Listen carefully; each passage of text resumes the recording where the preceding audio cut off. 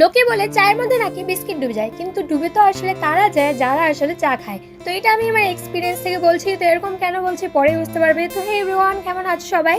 সকালটা শুরু হলো আমার এক কাপ চা খাওয়া থেকে। তো এক কাপ চা খাওয়ার পর আমি ঘরের যা কিছু বাসি কাজটা ছিল সব কিছু কমপ্লিট করছিলাম।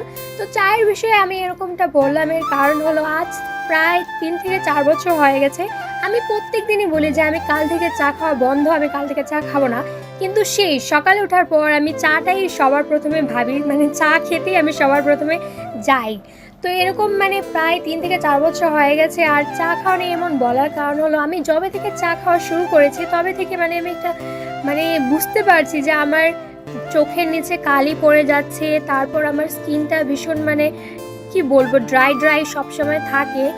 কিন্তু আমি এইসব কিছু দেখার পরও, এইসব কিছু সব কিছু ফলো করার পরও, নোটিস করার পরও আমি চাটা ছাড়তে পারি না। প্রথমে তো আমার ডাউট ছিল, কনফিউশন ছিল, কিন্তু এখন পুরো ক্লিয়ার হয়ে গেছে যে চাটা খাওয়া ছাড়তেই হবে। না হলে আমার দিন দিন চেহারার যা অবস্থা হচ্ছে, চোখের নিচে কালি পড়ে যাচ্ছে, তারপর চেহারা নষ্ট হয়ে যাচ্ছে। তো বলতে বলতে আমি স্নান টান সেরে এদিকে খেতে বসে গেছি। মাছ রান্না করেছিল পটলের দোরমা, তারপর এদিকে পনিরের তরকারি। তো ভীষণ টেস্টি হয়েছিল রান্নাটা, মায়ের হাতের রান্না সত্যি ভীষণ ভালো। তারপর এদিকে আমার বোনও খেতে বসে গেছে। তারপর সন্ধেবেলা ওদিকে আমার ভাইকে আমি দিচ্ছিলাম ম্যাগি করে। তো আমার ভাই ম্যাগি খেতে ভীষণই ভালোবাসে, তাই আমি ভাইকে ম্যাগি এদিকে করে দিচ্ছিলাম।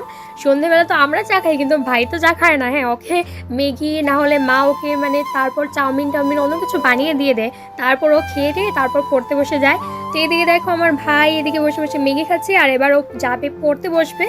তো এটাই ছিল আজকের মিনি ব্লগ। কেমন লাগলো কমেন্টে জানিয়ে দিও। আর কারা কারা আমার মতো চা খেয়ে অভ্যস্ত হয়ে গেছো, চাটা ছাড়তেই পারো না, সেটাও কমেন্ট করে জানিও। তো টাটা, বাই বাই, সবাই ভালো থেকো।